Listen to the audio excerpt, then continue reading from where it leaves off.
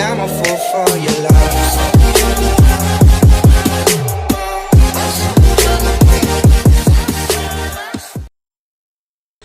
Assalamualaikum and hi doctor and my beloved friends. My name is Nur Atira Afika binti Azni. Now I'm gonna talk about the first subtopic in this chapter, which is motivational orientation. Motivational orientation brings the meaning of different people, different orientations toward the process of negotiation. As we can see in this slide, there are three types of motivational style. First, individualistic style. Individualistic is people who prefers to maximize their own gain. In other words, people who are seeking their own gain. Next is competitive. People who are seeking to maximize differences, which is the difference between their own and other profits. People who is competitive always follows the model of I win, you lose. The last style is cooperative. Cooperative is people who are seeking to maximize, jointly meet each other's needs and satisfy interests, because they always want to minimize the difference between negotiators' outcomes. Some people vary quite a bit terms of how assertive they think they can be before it results in negative returns. There are 7 tools for the overly cooperative negotiator. The first one, avoid concentrating too much on your bottom line. You need to spend more extra time preparing your goals and developing high aspirations. Next, develop your BATNA. You have to know your options to negotiate so that you can get the best alternatives.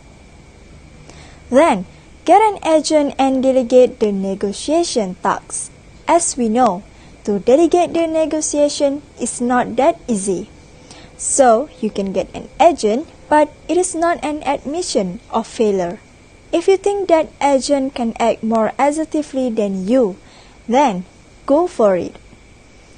Bargain on behalf of someone or something else, not yourself. Sometimes people feel selfish when they negotiate. They always have the desire to always win, and this is not a good style. To get away from this limiting perception, do think about other people and negotiate on their behalf. Other than that, create an audience. People will negotiate more assertively when they have an audience. So, you have to tell someone about your negotiation, make promises, and then report results. Next, say you will have to do better than that because ... Don't always say yes. We know that cooperative people always say yes to almost anything. Rehearse not saying yes to everything that is proposed. Lastly, insist on commitments, not just agreements. An agreement always puts too much trust in the other party. Instead, insist upon commitments and specific promises from the other party, and tell them the consequences if they are not followed. In the previous slide, we talked about the 7 tools for cooperative negotiator. Now, we will see together the 7 tools for competitive negotiator.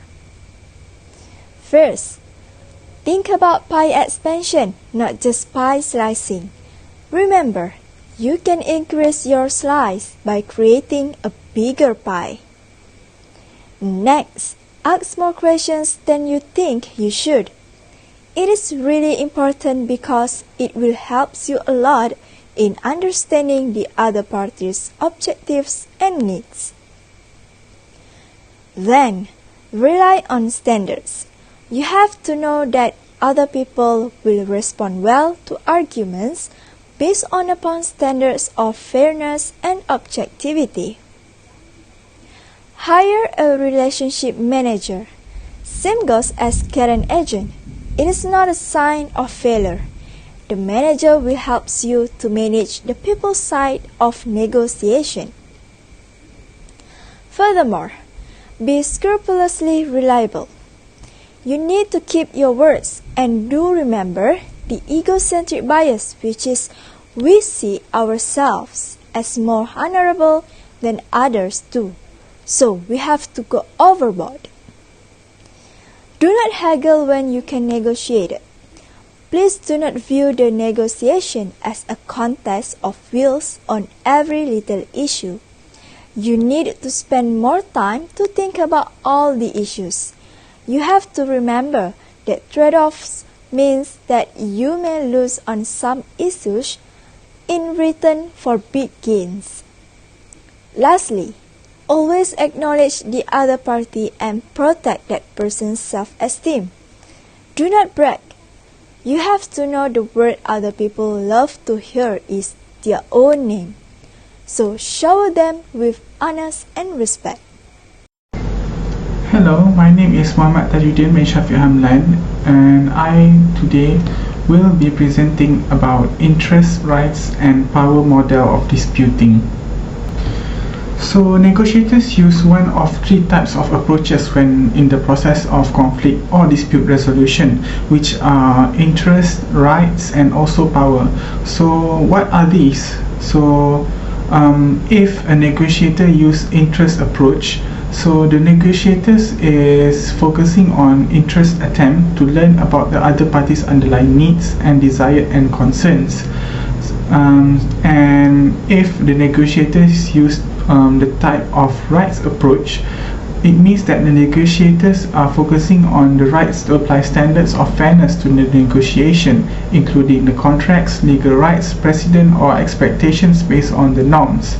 And lastly, if the negotiators use the type of power approach, which means that the negotiator is focusing on the power use status, rank, threats and intimidation to get in their way. So next, what if you are in a situation that requires your response? So as usual, you can give your response as a negotiator based on the model, which is interest-based response, rights-based response and also power-based response. But first of all, we need to understand that not all negotiations focus on reconciling interests. Some negotiations focus on determining who is right, such as when lawyers argue about whose case has a greater merit. Others focus on who is more powerful, such as when parties exchange threats or counter threats. Often negotiations involve a mix of all three approaches. There are attempts to satisfy interests, some discussion of rights, and some references of relative to power. So reconciling interests involves discovering the parties' concerns to make solutions and make trade-offs and concessions in case where the interests are opposed. So far as they frame the problem in terms of interest, parties are likely to see their dispute as a mutual problem that they must work together to solve. We will see this later in an example.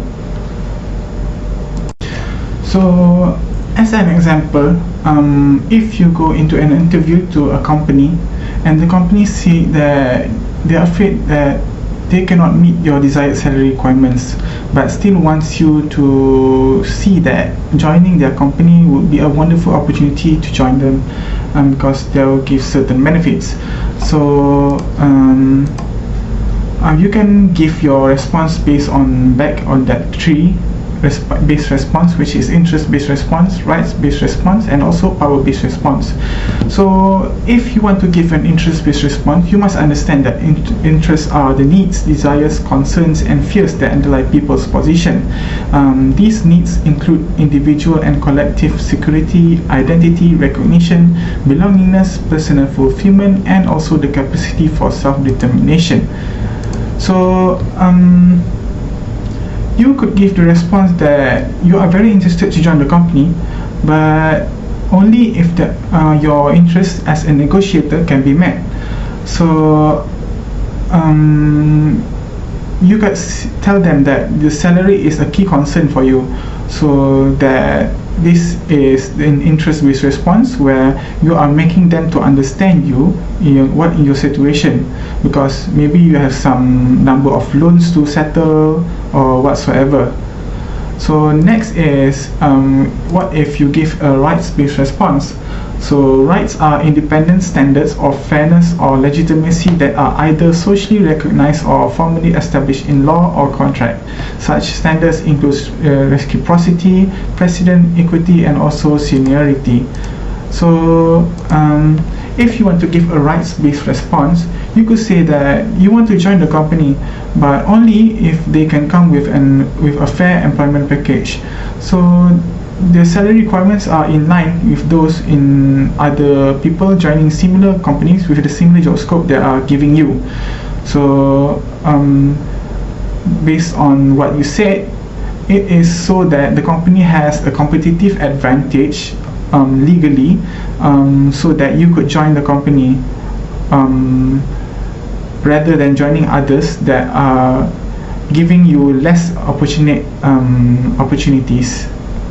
So, and the last one is power-based response, where power can be understood as the ability to coerce someone into doing something he would not otherwise do. Exercising power in typically a matter of imposing costs on the other side or threatening to do so, whether through acts of aggression or withholding the benefits that derive from a relationship. So if you want to give a power-based response, you could say that you are very interested in joining a company, but other companies are offering you more attractive deals at this point. So you could say that you want to invite them to reconsider the offer, to give you a better offer, so you do not have to resort to turning the company's offer down. So you can see that he is using the negotiator is using the power to control the situation right there.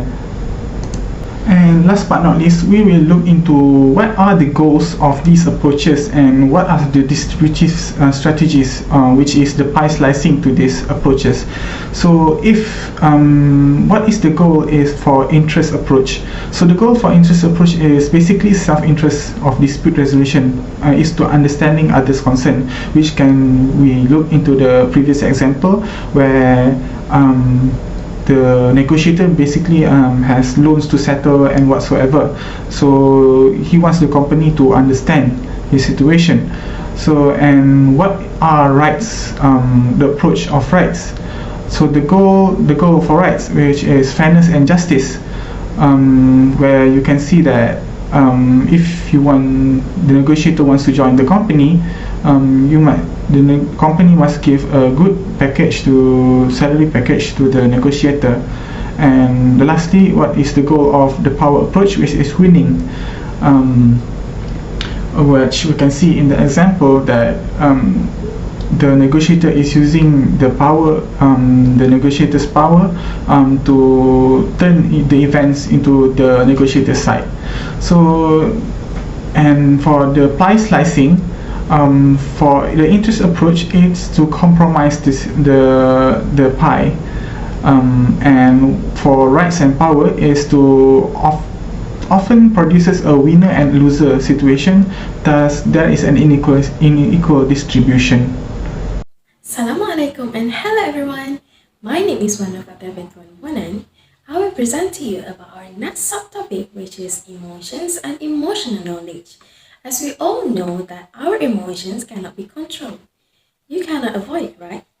Usually, it happens depends on what we experience or situation that we are facing. Everyone also thinks about the mood. Well, emotion and mood are related, but they are different. Why do I say that? Mood usually happens in two ways, when are you in a good mood or in a bad mood? Yes, they are indeed more chronic, while it can be aimed at a particular event or a person, while emotion shows when you feel happy, sad, angry, relief, regret, gratitude, and so on. Now, let's take a look about genuine versus strategic emotions. When it comes to emotion at the bargaining table, concerns whether emotions that shows are genuine or strategic emotions. Genuine is when your emotions are real, that come out from your heart. while strategy emotions are when you make your counterparty didn't notice the emotions, whether it's real or just strategic. I'll give you an example based on the textbook. There, one investigation examined surface acting anger, which is strategy emotion, which when you are showing your anger that are not truly felt inside, versus deep acting anger, genuine emotion, which is when you are showing anger that are truly felt inside. When you do surface acting anger, it leads to increased demands, and you will get minimum trust from counterparty. And even though your deep acting anger will decrease the demands, but faking anger may be hard to settle the conflict. One type of strategy emotion is fine liking. Finding liking is when you pretend to like it. You almost have been fine like someone just to achieving your ultimate goals, right? But using this fake positive emotion can make you feel more stressed. Next, I will talk about negative and positive emotions. But first, negative emotions. There are four types of negative emotions. First is real versus strategy negative emotions. Second is emotional consistency. Next is disappointment versus anger. And last one is anger, power, and threats. I will talk about real versus strategy negative emotion. Negotiators who use negative emotions are like to find temper tantrums as a way of threatening the counterparty to make a concession. It can make a difference whether the anger is real or strategic. Mostly negotiators who are really angry and feel a little compassion for the counterparty are less effective in terms of expanding the pie, while negotiators who are strategically angry are more likely to gain concessions from their counterparty because they assume the angry person is close to their limit. Also, angry negotiators make their opponents feel fear. Their opponents are more likely to silence and not look into their eyes. Communicating in anger sometimes can backfire when their opponents have the possibility to deceive them during the negotiation and when the consequences of rejecting the angry negotiators' offer are low. The use of strategy negative emotion is not limited to displays of anger and temper. Displays of pouting, hurt, and helplessness also can be used to manipulate others. Next, emotional consistency. You must be consistent in displaying an emotion or part of strategy emotion. In fact, when negotiators show emotional not consistent and not predictable, that their achievement outcomes are greater for themselves. It makes counterparty feel less in control of negotiation compared to negotiators who are expressing consistent anger. Besides that, disappointment versus anger. This type of negative emotion may express very different reactions from counterparties. For example, how negotiators responded to opponent who was disappointed or worried with a guilty or regretful opponent versus an unemotional opponent. Negotiators admit more when the opponent shows disappointment and worry, but least admit when the opponent shows guilt.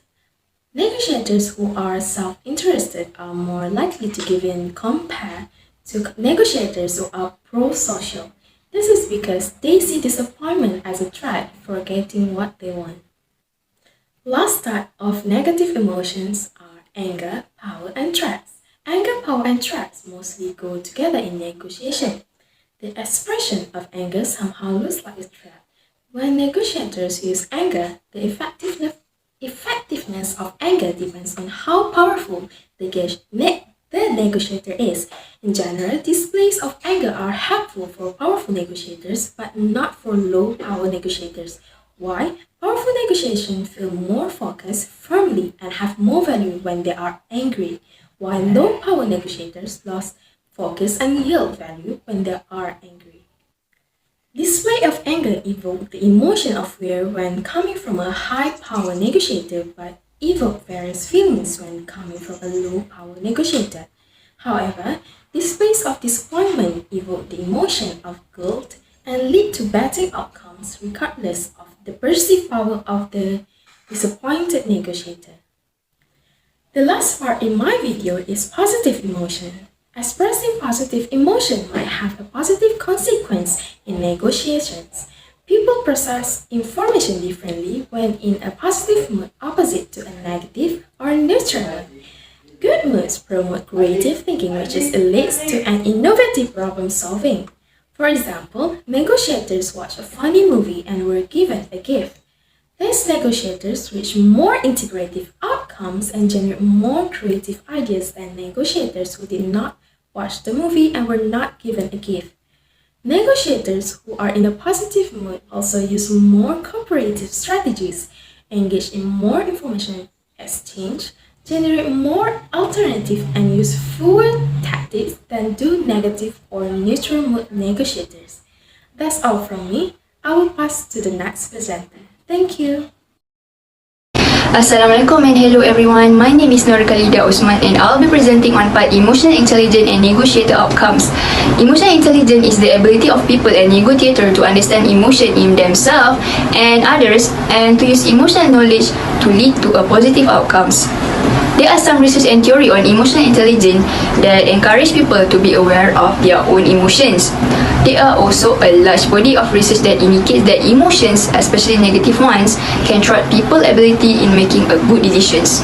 For example, decision makers experiencing high level of emotional stress will often undergo incomplete search, appraisal, and contingency planning thought processes.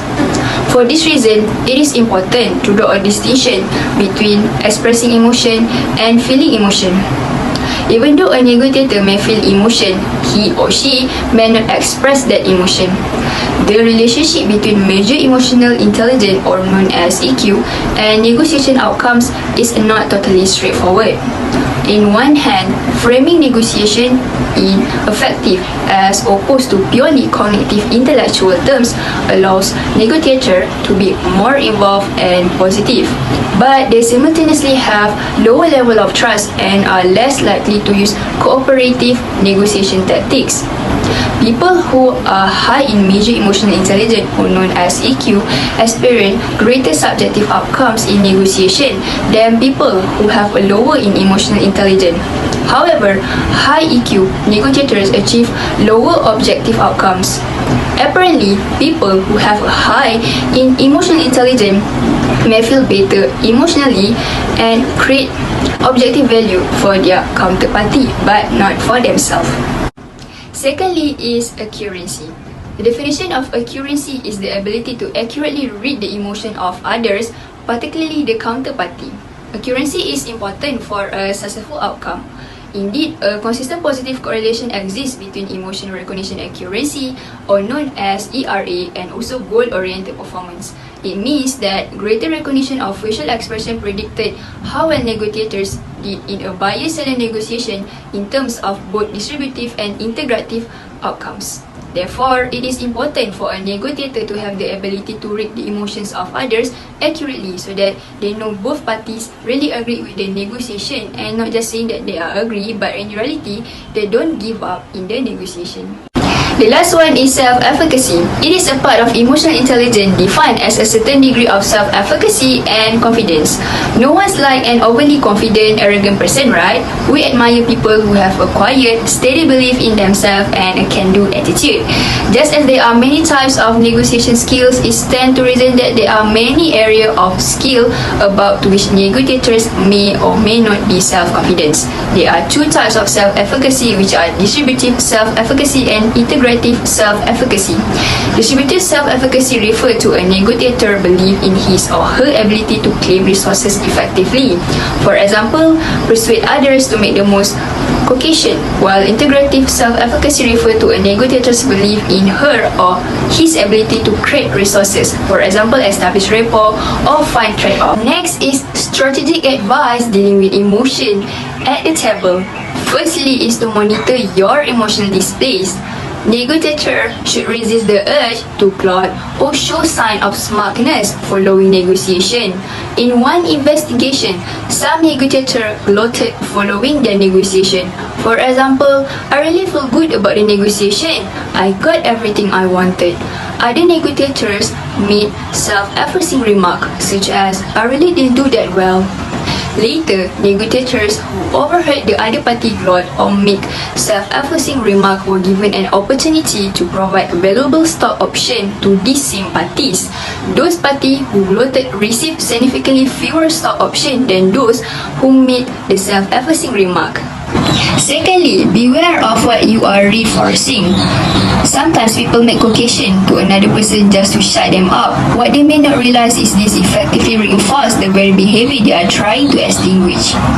Negative reinforcement or escape behavior explain that the increased likelihood of behavior that eliminates or removes an aversive stimulus.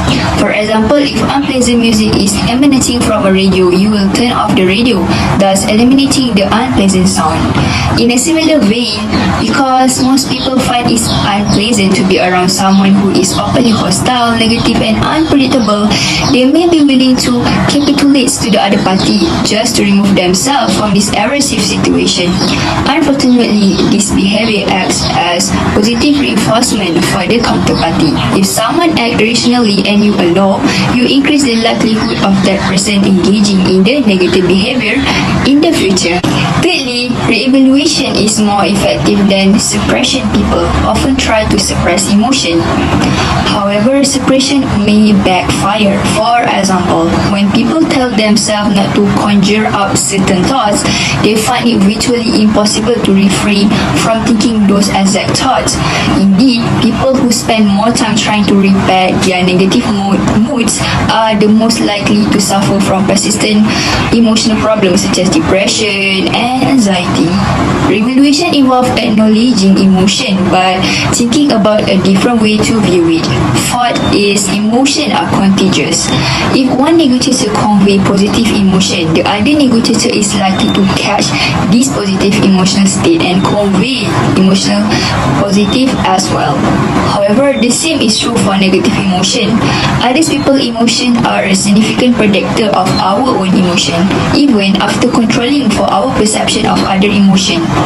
Stated another way, we don't need to be consciously aware of someone else's emotion for it to affect our own emotion and our decision making. Lastly, understand emotional trigger. Certain words, when used in negotiation, are loaded and evoke emotion. Of all the different types of words, those are labeled the other person negatively or told the other person what he or she ought to do triggered the greatest anger and frustration. So that's all from me and my group. With that, thank you.